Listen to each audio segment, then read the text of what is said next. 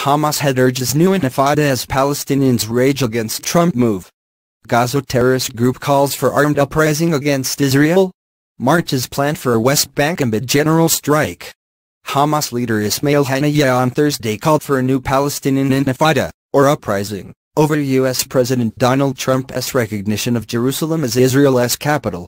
This Zionist policy supported by the U.S. cannot be confronted unless we ignite the new intifada, the head of the armed Palestinian terrorist group that runs the Gaza Strip said in a speech in Gaza City.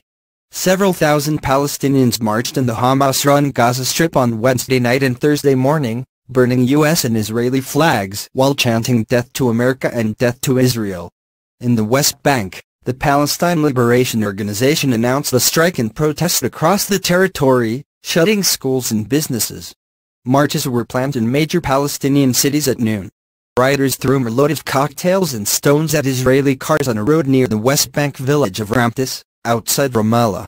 There were no reports of injuries. Israel said it would beef up security with a number of battalions, preparing for the possibility of violence following Trump's announcement.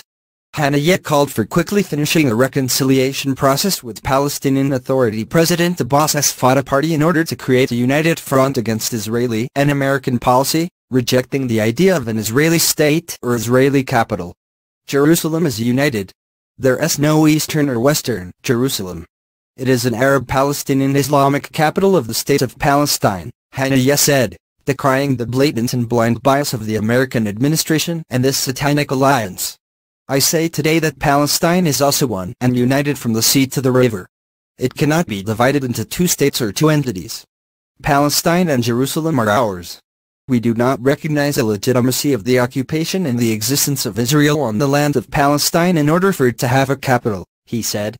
Hamas had issued warnings in recent days as news of Trump's intentions spread, and it reacted to his Wednesday speech with another.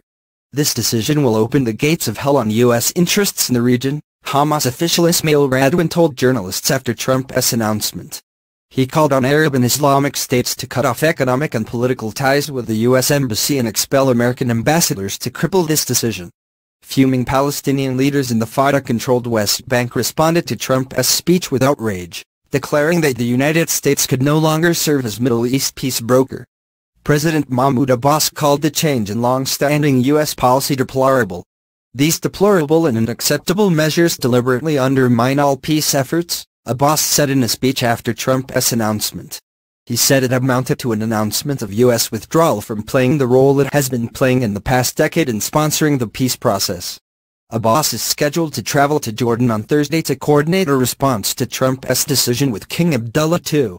Saeb Erekat, the Secretary-General of the Palestine Liberation Organization, who long served as the Palestinians' top negotiator, said Trump had destroyed the two-state solution. As a chief Palestinian negotiator, how can I sit with these people if they dictate on me the future of Jerusalem as Israel's capital? He said. I think tonight he is strengthening the forces of extremists in this region as no one has done before, Erekat said, referring to Trump. After the announcement, Palestinian officials said they switched off the lights to the giant Christmas tree in the West Bank city of Bethlehem, believed to be the city where Jesus was born, in protest. In his Wednesday address, Trump defied worldwide warnings and insisted that after repeated peace failures it was past time for a new approach, describing his decision to recognize Jerusalem as the seat of Israel's government as merely based on reality. Trump also said the United States would move its embassy from Tel Aviv to Jerusalem, though he set no timetable for that. The announcement upturns decades of precedent and runs counter to international consensus, with no other country currently taking the same stance.